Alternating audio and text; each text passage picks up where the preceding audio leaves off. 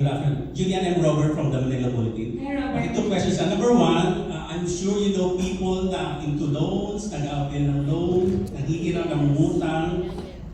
What do you remind them kapag naghihiram sila? Or yung mga lumalapit sa iyo, what do you tell them kapag yung loan, naghihiram sa iyo? Sakit.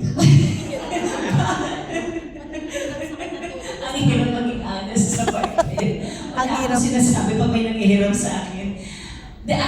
Depende kasi yan sa situation na nanghihiram, especially pagdating sa family emergency at pag may bata involved. Pag may ganito, dilubay, nabaha or something, it's lalo pag emergency, ang mindset mo lang is, I have to help them. Kailangan nila ito ngayon. Normally, most of the time, or sometimes, pag napapahiram naman ako, hindi na ako nag-iisip na may balik ito. Bilang Pilipino, gano'n naman tayo, di ba? But, again, sa panahon ngayon, kadalasan ng mga tao pag hinihiraman, at hiniraman uli, tapos hindi naman na ibalik yung unang hiniram, napapaso na. So I think mindset should be, you also have to be responsible for every loan that you make, be it to your family, to your friend, you have to be responsible. Hindi ibig sabihin kapag kamag-anak mo o kaibigan mo, okay lang na manghiram ka na manghiram. Kasi they're also saving up for their families. They're also saving up for their emergencies. They also have their own lives. They're just extending a helping hand to you. It doesn't mean that you own part of their bank account already. Correct. Ngayon kung hindi ka makapagbayad, huwag kang magalit sa kanya. Diba? Kasi may mga ganun eh. Hinahanapan ka ng bayad, ikaw pa galit kasi hindi ka nakabayad.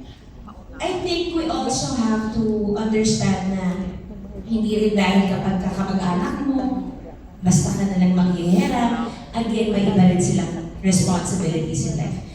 Thing is, hindi may iwasan mangutang, especially pag ipit ka, but you just have to be responsible in paying back. Because otherwise, magiging chismis yan. And then, yan na yung matatanim sa utak ng mga tao. Naku, mga pahiram hindi ko ba yan? Yes, meron na yan. Hanggang mawawalan ka ng friends, mawawalan ka ng family, and it's not worth it. But now we have Tala App. Hindi mo na kailangan i-hassle ang mga tao sa paligid mo. You can actually loan from Tala na matuturuan ka pa ng sense of responsibility because they really help you find a way for you to be able to pay it nang hindi ka nalulubog sa utang. Na nagagawa mo pa rin yung purpose mo. Why you really, bakit ka talaga nag-loan or bakit ka talaga di ba? Humiram ng pera sa kanila. For me, again, mahirap ang buhay. Hindi na iiwasan mangutang. Hindi na iiwasan mag-loan sa bangko. Lalo kung halimbawa, bigyan mo kailangan magpatayo ng bahay or something kasi nagbaha ka or nasunugan ka, Lord. Diba? But things happen. A lot of challenges happens in life. But wag naman natin gamitin angkla yung challenges ng buhay natin para yun na yung maging lifetime story natin na kawawa ako, wala na akong pag-asa sa buhay. Hindi. All of us may pag-asa tayo sa buhay. It is just, ikaw lang ang hinihintay ng pag-asa. Pag hindi ka kumilos, wala ka ng pag-asa. Correct. Last question. Sige pa. I'm sure lahat tayo splurges na ginawa sa buhay, ano? Anong splurge yung ginawa mo na pinagmamalaki mo talaga hanggang ngayon? Akala ko pinagsisisihan. Bakit kasi ako pinagsisisihan? Pinagmamalaki, probably investing in jewelries. Yun kasi yung itinanim ng mom ko sa akin. Mag-ipon ka na mag-ipon. Kasi yun din yung nakita ko kay mami. Na nung panahon na nakatira kami sa Antipolo, and ang ulam na lang namin ay talagang wala na. Dumating na kami sa point na kamatis at kanin lang. Nakita ko siya nagsasanda ng mga alahas niya. So yun yung naging saving grace namin para makapag-enroll, para makabiyahe pa Manila kapag may trabaho kami. So it stuck to me so bad na I made it a promise na pag nagkapera ako, ang una kong gagawin, ibalik muna kung gano'ng karami yung alahas na sinanda ng mom ko. Hindi ko man makuha yung original na piece, at least be able to give her back that amount of jewelries that she had at that time. And then I promised myself, I will invest in good jewelries, in properties, in things that would appreciate, and in things that I'd be able to pass on to our children. Kasi again, ang pera na nanakaw, maraming bagay ang pwedeng mawala, but when you're invested properly, and alam mo pinaghirapan mo to, proud kayo. Kaya ang sarap magsuot ng alahas eh. Kasi bayad na to eh. Kumbaga assets pa rin siya. Yes, hindi ako nagsusuot ng alahas na hindi bayad. So, fully paid lahat. Years ago. Thank you very much for that question. At alam niyo na, next time na may lalapit at hingi ng utang or gustong umutang sa inyo, ang gagawin ko lang, magsasend ako ng link ng Kala. Yes, Have you correct. tried Kala? Oh, di ba? Para at least you can avoid that awkward conversation as well. One last question, yes please. Yes, finally. Finally, ako na. Share ko lang nung panahon ng Mara Clara, yung telepono sa bahay, saka telepono sa tindahan, naka-open yun para lang Para wala tatawag. para lang masubaybay ako yung episode. Okay, my question is, being an entrepreneur, looking back, may mga bagay ka ba na mga parang pinagdaanan na mahirap when you're setting up your business? What are those? And paano mo siya nalagpasan? And second question would be, meron ka bang isang bagay na babaguhin when you set up a business? Probably with setting up our Anridobo restaurants. I am so fortunate that my greatest supporter is my husband. It is that's Ryan's brainchild. And my brother-in-law, Kuya Dolly, and his wife, apat kami. We set it up, and it was a fun experience. It was a very fun experience. Challenges would be from the construction and the basics. But the real challenge, because we opened both branches of Anridobo ng 2019, pandemic hit ng 2020. Hindi pa kami nakakaisang isang taon sa industriya ng food business.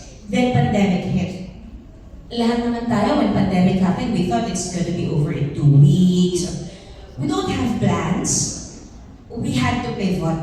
We have cast members. We call them cast members because we train them to be, mag-show while they're cooking. Anyway, the only goal at that time was, hindi tayo magdadagdag ng tao mawawalan ng trabaho. We will keep pushing. We will pivot to this. We will find ways so nag-online selling kami. Nag-create ako ng mga grab-and-go items like frozen food kasi yun yung nauso before during the pandemic. I had to recreate different types of items for Anridobo that's more budget-friendly. I learned a lot from it. Yes, na nag-aaway kami ni Rai. Kumbaga, came to a point, sasara na ba natin to? Huwag muna, kailangan pa ng trabaho ng mga tao. Because that was the same time that natanggalan din ng license ang ABS. So my heart was really broken at the time. And talaga ang goal lang is, hindi tayo magdadagdag ng taong mawawalan ng trabaho kasi ngayon pa na nasa pandemya tayo. We will help. We will continue to fight. So that's one. Second, ano na po yung isang? Sorry. Kung meron kang babaguhin kung meron kang babaguhin sa pag-set up po ng business, what would that be? Yes.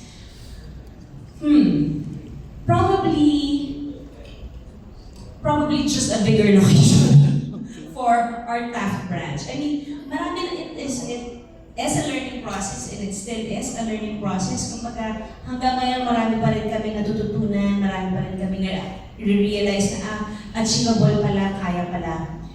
Siguro, wala akong masyadong babaguhin when it comes to setting up the business because lahat naman kami, we're only first-timers. We're all first-timers when it comes to setting up Anridobo. It's just that we were overwhelmed with the amount of people who supported our first branch in Taft at that time. We didn't have a commissary. Our master sauce, ako yung gumagawa sa bahay. Up until now, I still do that. People were lining up. Siguro yun nga, siguro ako kung may papaguhin man ako, siguro mag-set up ako na mas maayos na waiting area. Kasi maliit na talaga yung area namin or mas malaking location. But the experience, the struggles, the I'd love to do that all over again. Oh, last na, sorry. Sige po. Being a brand ambassador of Tala, what can you, yung message mo sa mga future entrepreneurs out there? This is your chance. This is your chance to showcase your talent because you already have a partner. May partner na kayo sa buhay na pwede kayo suportahan at tulungan sa pangarap nyo. Bibigyan na nila kayo ng pagkakataon na matupad ang mga pangarap nyo paunti-unti. They will guide you every step of the way. And what I really love about Tala is walang hidden fees. Ang dami na nating tax. Puro-puro tayong tax sa buhay natin. We don't need that hidden fees anymore. It's very transparent. It is what we need now eh. Some change is nice. It's very refreshing to know and learn na, my gosh, may isa palang app na pwede silang maging honest lang. What we need now is honesty. What we need is pure help and pure support from a company that will guide you for every step of the way, be it for your business, be it for your studies, be it for your travel plans. But then again, my advice at the end of the day is, be realistic. Take a risk, but be realistic. Know and be mindful of how much you're going to borrow. But then again, Tala app will tell you the realistic amount where you can start. And then from there, if you're able to pay it in the span of days that they'll give you, then it will increase. Ganun din naman sa pagkakaibigan niyo, di ba? O, pautahin mo na kita ng 1,000 pera ako next week. Pag binayaran niya ako next week, susunod na utang niya, pwede na 2,000 kasi nabayad siya. Marunong magbayad. At marunong magbayad, hindi tumatakbo. I mean, it is very convenient to use. We don't want apps or lending services na tatakutin ka pa para ka pa magbayad. Hindi ako naman yung pinaka naka-experience yan, but I've heard so much stories na nangyari yan sa mga kakilala ko na umiiyak sila sa akin kasi may nag-message na sa kanila na threatening na yung bahay nila, i-divulge yung secret ng pamilya niya, yung huwag naman ganun, di ba? Huwag tayo dumating naman sa puntong ganun kasi napaka hindi makatao.